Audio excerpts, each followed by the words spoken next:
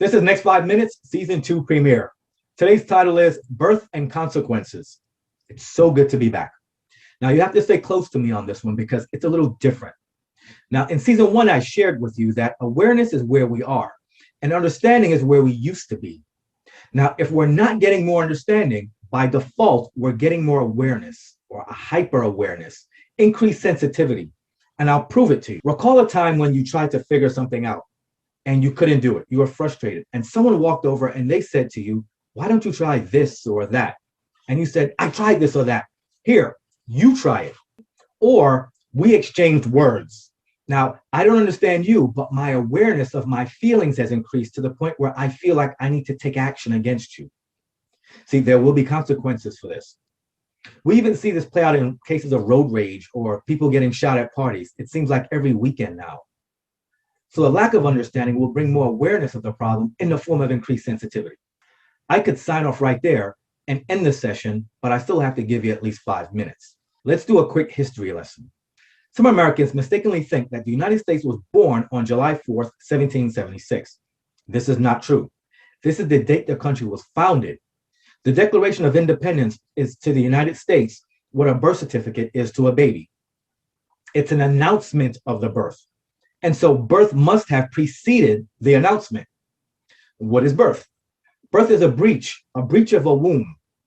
In this case, the colonists breached the king's womb or his kingdom. Yeah, they left him, and at that moment, America was born. And so America was born in rebellion. Her rebellious spirit will serve her well in defense of her interests, her borders, and her allies. But how does this serve the average American on Main Street? Well, we don't actually call it rebellion, we call it freedom. And while I enjoy my freedom, I hate and despise how someone else enjoys their freedom. In fact, I will call them rebellious. But if you ask them why they think or believe or behave the way that they do, they would say they have the freedom to do this. But freedom is like anything else. Once you give it away, you cannot meter it out. It's gone. That is the consequence of freedom. Oh yeah, that reminds me of the consequences that America will face by leaving the King of England and his authority and setting up their own authority. It will come 85 years later when America would see her own authority challenged by Americans. Now, brother fights against brother, and brother kills brother in what is called the American Civil War, which is also known as the War of the Rebellion. More Americans died in combat in this war than in any other war that the country participated in. Now, this war was fought primarily over slavery. Some states supported slavery and others did not. What is slavery? It's a human being owning another human being. Watch this. The slave was subject to their master, and subsequent generations of that slave were also subject to that master as a consequence of birth. The war concluded with slavery being abolished and the slaves were emancipated. Great. Now African Americans are no longer born into slavery. Now they're born into poverty. But what is poverty? Poverty is not just being poor. It's also the inability to elevate oneself out of that poor condition and not having surplus to give to the next generation. So poverty is generational. It's as if poverty is giving birth to poverty.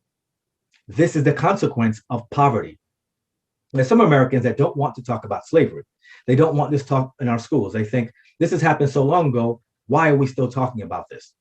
Well, the wealth and power that America enjoys today is in part attributed to the free slave labor of African Americans. Think about it. What if you were in a relationship with someone and they said it's over? Naturally, you would ask why. Then you would ask, well, what about our history? Doesn't that count for anything? Doesn't it? We should teach our children about slavery.